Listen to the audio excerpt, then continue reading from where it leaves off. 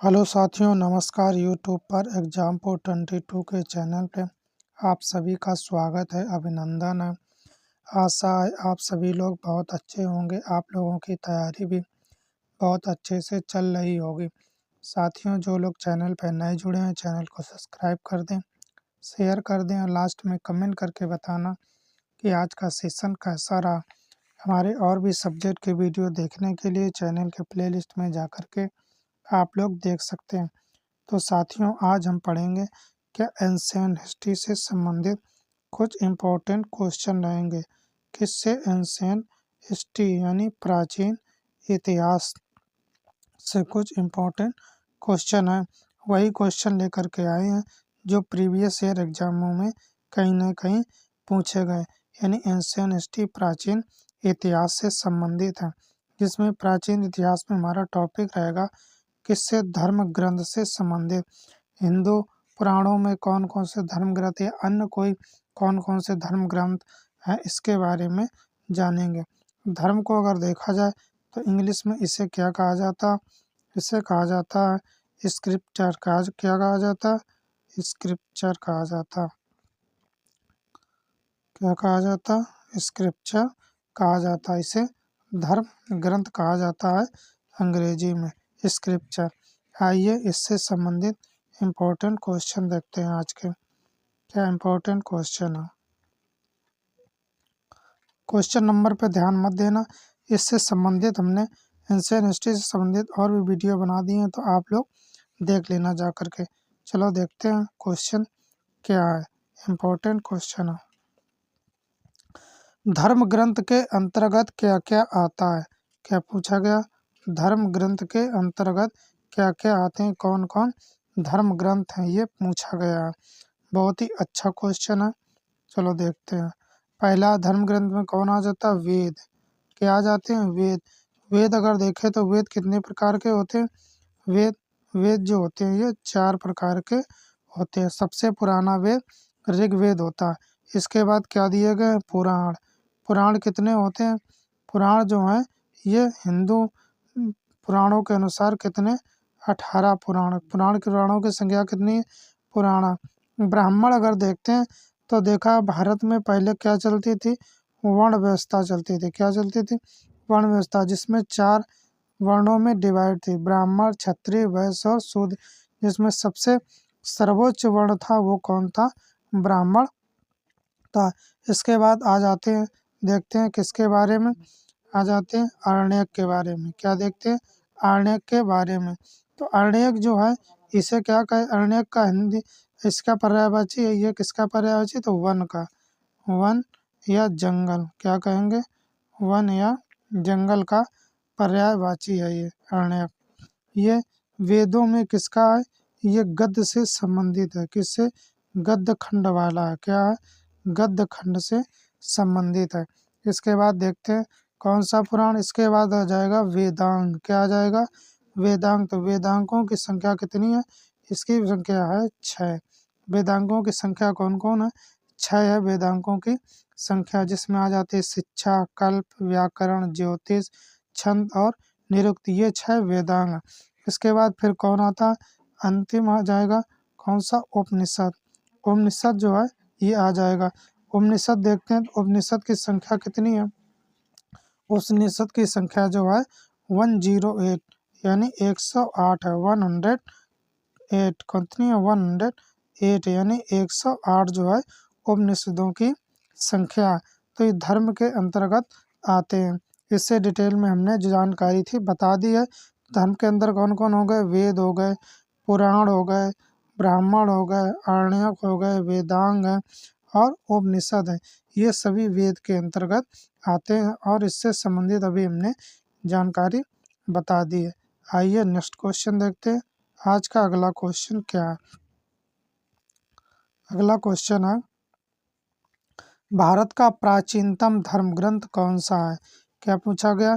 Ancient history में सबसे प्राचीनतम धर्म ग्रंथ कौन सा? तो सबसे प्राचीनतम धर्म ग्रंथ है वह वेद। अब वेद में सबसे पुराना वेद कौन सा है? तो हो जाएगा कौन सा होता है? ऋग्वेद। ऋग्वेद जो होता है वो सबसे पुराना वेद। 4 वेद होते हैं जिसमें सबसे पुराना वेद है ऋग्वेद। अब भारत का प्राचीनतम धर्म ग्रंथ कौन सा है? तो वेद होते हैं। आइए अगला क्वेश्चन देखते हैं। वेदों से संबंधित अब कुछ इम्पोर्टेंट क्वेश्चन रहेंगे। किससे संबंधित रहेंगे? वेदों से संबंधित क्वेश्चन है। अभी हमने बता दिया वेद के बारे में। अब इससे वेद और पुराण के बारे में अब इससे संबंधित क्वेश्चन कैसे बनते हैं ये देखते हैं। आइए देखते हैं क्वेश्चन क्या क्या बनते हैं इससे संबंधित। चलो देखते हैं। वेदों की संख्या कितनी है? क्या पूछा गया? अभी हमने बताया था वेदों की संख्या कितनी है।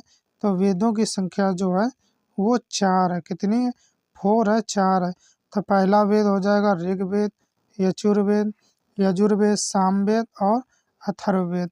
4 वेद हैं, ऋग्वेद, यजुर्वेद, सामवेद और अथर्ववेद, ये 4 वेद हैं।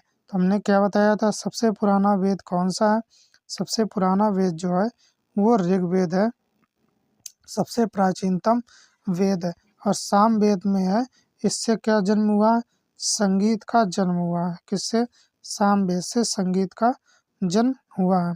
और इससे संबंधित कुछ इम्पोर्टेंट देख लीजिए, क्वेश्चन बन जाते हैं। जो हमारे ये 3 वेद हैं, 3 वेद हैं, ऋग्वेद, यजुर्वेद और सामवेद। ये तीनों जब वेद मिल जाते हैं तो इन्हें क्या कहा जाता है? इससे संबंधित भी क्वेश्चन वेद बनता है। तो इसे वेद त्रयी कहा जाता है। क्या कहा जाता है? वेद त्रयी कहा जाता है। ये क्वेश्चन बन जाता है कि ऋग्वेद और यजुर्वेद, सामवेद तीनों वेद मिलते हैं तो इन्हें वेद त्रयी कहा जाता है। आइए अगला क्वेश्चन देखते हैं। आज का इम्पोर्टेंट क्वेश्चन क्या है? इम्पोर्टेंट क्वेश्चन है, वेदों का संकलन कर्ता किसे माना गया है? वेदों का जो वेद लिखे हैं या संकलन किया है उन्हें किसे माना गया है? वेद का संकलन करता कौन है? महर्षि कृष्णद्वैपायन वेद व्यास।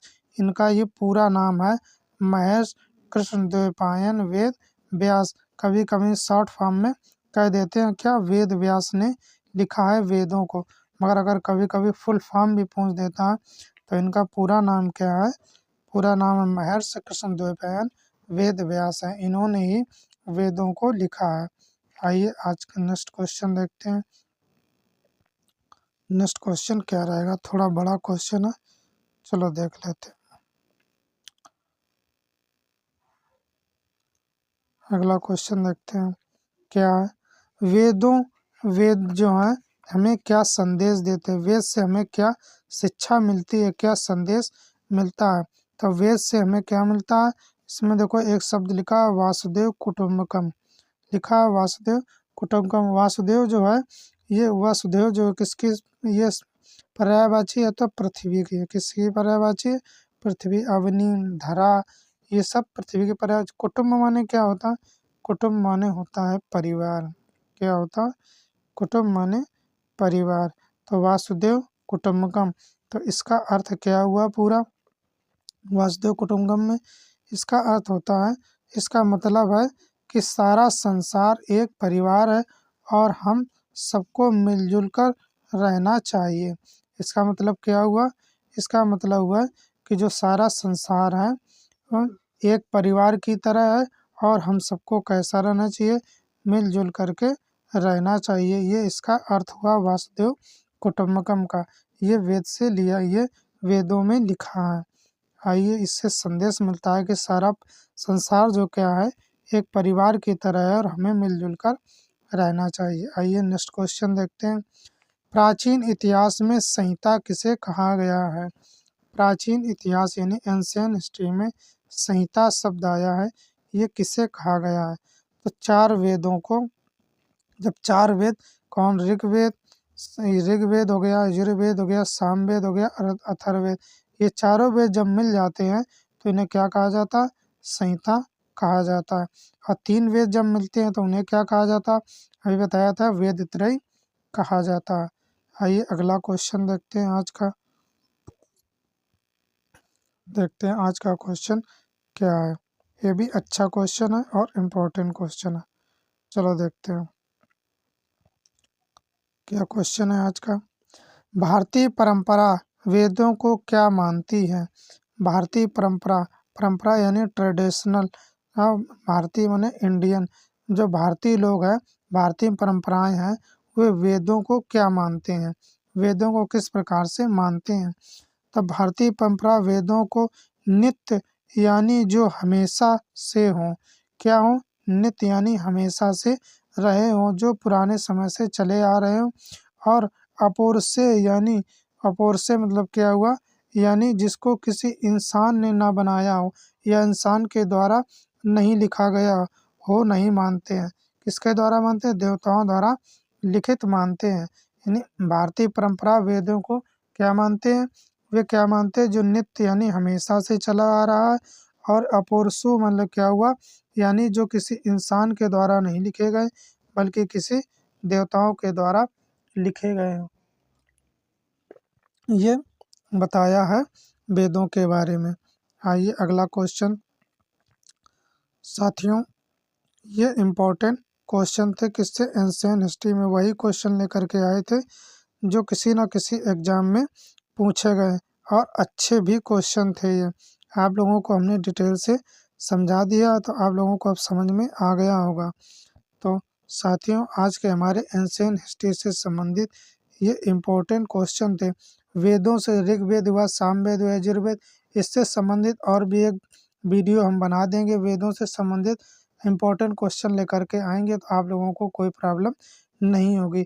आज आप लोगों ने क्वेश्चन पढ़े तो आपको मज़ा आ गया होगा, अच्छे लगे होंगे क्वेश्चन। तो साथियों, जो लोग चैनल पर नए जुड़े हैं, चैनल को सब्सक्राइब कर लें, शेयर कर दें, और लास्ट में कमेंट करके बताया करें कि सेशन कैसा रहा आज का।